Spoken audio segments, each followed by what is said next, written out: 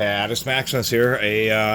I guess this would be considered a classic. This is the Milwaukee 6140. It's actually the same model number as their current angle grinder, but their current one is, of course, Chinese made and has like the whole new modernized chiseled body and a more powerful motor. This only has a 5.5 amp at 120 volts, 650 watt motor, and it is one of their slightly famous non-protected paddle switch grinders. So it has a very odd, kind of thin, difficult to use paddle switch. These were introduced in 1990 according to Milwaukee's website. This is a 762E series, so the model number is 6140, but Milwaukee tool manufacturers do things like Type 1, Type 2, Type A, Type B, various ways to keep track of the revisions that a particular tool has gone through so you can get the proper parts. Makita just puts date codes, month and year on theirs. Milwaukee just keeps track of it through serial numbers. And one of the nice holdouts about Milwaukee, even after being bought out by the Chinese, is that they have continued to support and put out parts diagrams all the way from tools all the way from the 1960s. So this was a familiar body design. They use these on jigsaws and cut-off machines. It's like kind of a lot of manufacturers will try to make as many tools as possible off a similar motor housing, and they're really funky. I never liked this because it is this angle kind of split thing to where this whole cover is doing double duty of both holding in the brushes and retaining the power cord. Never really liked that system. Not a particularly powerful grinder. I actually, they made these for a long time, all the way up through I think 2007 or so, and then that's when they introduced their newer version, non-American made ones. We know the American made ones because they do say made in USA there. Not that great of ventilation. They actually have these odd vents here just before the fan, and that's to pull air to help prevent the front of the field. When the fans and motors pull air through the center of the motor and both cool the armature and the field at the same time. But when you see things like this, then that indicates that they're trying to get a little bit more air around the field windings on the front of the motor. Obviously, they were having some issues. Not particularly powerful, 10,000 RPM, but it is a relatively quiet.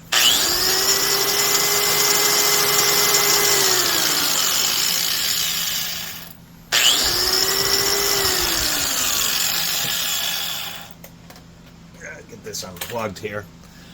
Relatively quiet, just simple little grinder. And even all the way back when they had their little quick adjust. Actually, I don't mind this quick adjust guard. It seems a little flimsy.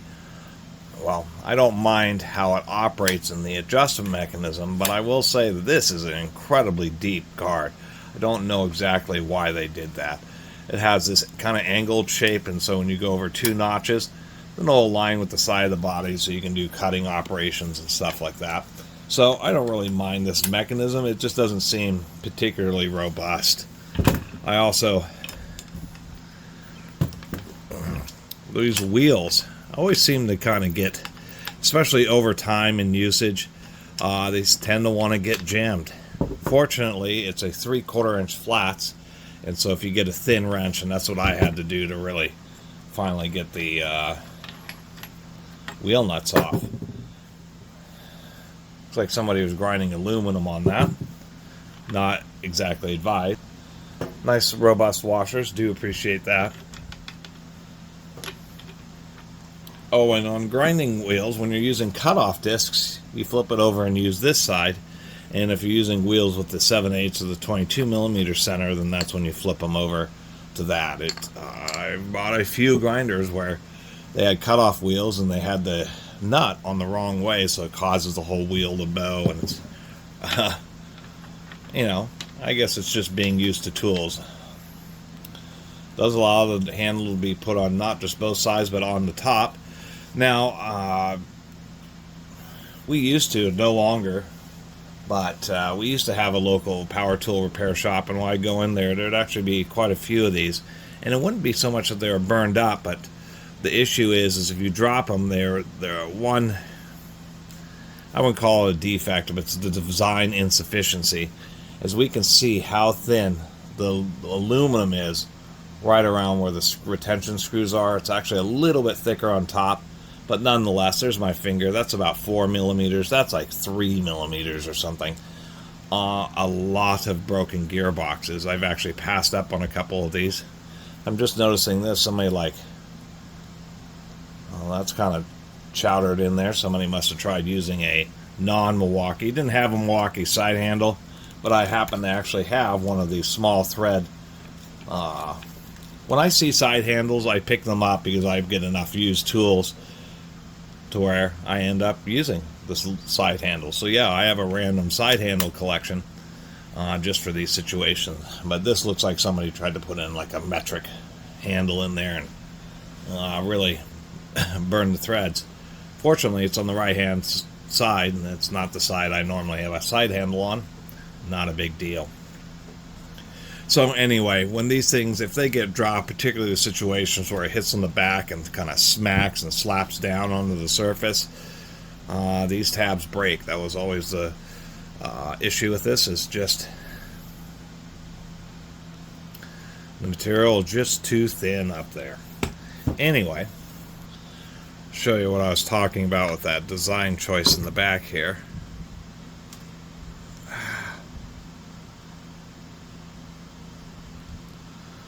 And in this situation, one of the brushes actually got stuck to the top of this thing. It was just a really annoying design. I do not know why they had the bright idea to do it like this. Looks like this guy was grinding on a lot of masonry. I wonder what that metal thing is for. Oh, that would be the hinge pin for the handle, and it was actually coming loose. It's just pushed in there. You know, I'm not real happy about using crimp connectors for the power cord. It doesn't have a separate cinch. It's just this whole housing, which is pulling double duty. I'm not sure what this guy was grinding. Looks like some type of masonry. The brush setup is relatively okay. At least they're in brass guides. I do like that they have clock springs because those just maintain a more even tension over the length of the stroke versus linear springs. Linear springs, as they get extend, you know, as you compress them, they have more resistance. As they extend out, they have less resistance, and that just doesn't happen with the clock springs. Anyway, let's see if I can't get this to get back in here. So we could tell by the outside, and the inside is also evidencing that it definitely has not very much runtime out of it at all. One thing I was noticing here, we can just see it. Just not a lot of protection on the motor, you know, a lot of, and especially on more modern grinders, and actually better older school ones. This is just a cheap grinder, so they have folded contacts, but there's just a little bit of extra epoxy right around the wires there, but they didn't put like any special zigzag glue or any kind of actual wrapping. It's generally okay, but grinders tend to see a bit more of abrasive material going through them, and I would have liked to see a little bit better protection of the motor. But once again, it's just a simple little 650 watt grinder. So anyway, that's kind of the inside of the electrics portion. Just never was a fan of this design. They should have done what like the other manufacturers do, where there's a cover on the back that slides off, and then the cord and brushes are all held in their own assembly without it kind of. Although I guess maybe the engineer's idea was that it was just simpler if you had one cover that does it all, so you can open it up and just change cords and switches and all that in kind of one fell swoop. Wow, those screws on this part of the gearbox were stuck. I can imagine somebody's going to have a real fun time trying to get them out on something that has more hours on it than that. Honorable mention, one of the few I shouldn't say few advantages, but one of the things about Torx, and this screwdriver is always getting pretty worn, and one of those screws, it just blew out. Surprisingly hard screws anyway. It blew out the tip of the driver. So the nice thing about Torx is you can take them and just touch them to a grinder, and you can usually do that about 3 times to refresh the end of it. Probably could use a little refreshing of the grease, although there is grease in there. You can just see the needle bearing up in the top. Surprising number of grinders will use sleeve bearings on that upper bearing. Actually a pretty sizable gear there. I wonder why it has the little notch running down the center of the teeth. I wonder if that's a machining defect or what. Many times there's not a keyway, a little woodruff, a little slot, and a little lock key to keep the gear from spinning, especially on grinders, because just the friction of that little nut is more than enough to deliver all the power that the motor can really generate. There's our top gear, 3 spots for the locking system, and no O-ring or anything in there, which explains as it got warm, some of the oil in the grease started leaking through. But the gears look like they're in pretty solid condition, as you would expect. And even for a weak little grinder, that is a pretty large pinion, and there is quite a bit of surface area. So I suspect that the gears are actually one of the more reliable parts. It's just that such thin mounting ears, like the brake when this thing's dropped. So not a lot else to say about this little Milwaukee grinder.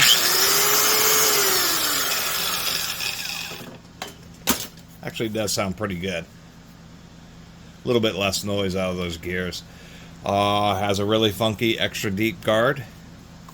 And I guess the last thing I should talk about a little bit more is this switch. One really stiff spring in there. We actually have a warning on there. Unplug tool before changing accessories.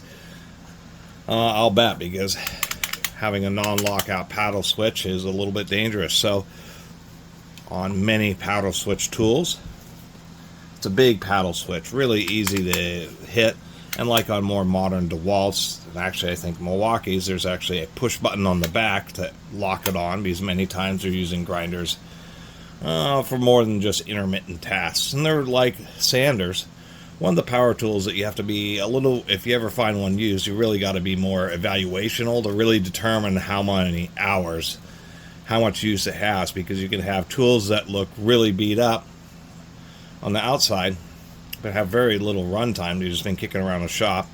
You can also have ones that people took care of, but they also used the tar out of them. But anyway, so this switch is just funky because it barely sticks out. Kind of seems a little bit susceptible to getting broken. Not the easiest to hit. You know, I'm 6 foot. I have pretty decent sized hands. And the grip on this thing is just not great. And when you naturally the way you would naturally grab the paddle switch, I'm already basically covering this entire top section of venting. I don't know why there's not additional venting right around where the brushes are. It's kind of coming in through here, and mostly it's just coming in through this bottom slot. So that probably contributed to overheating issues and why they added this additional ventilation there.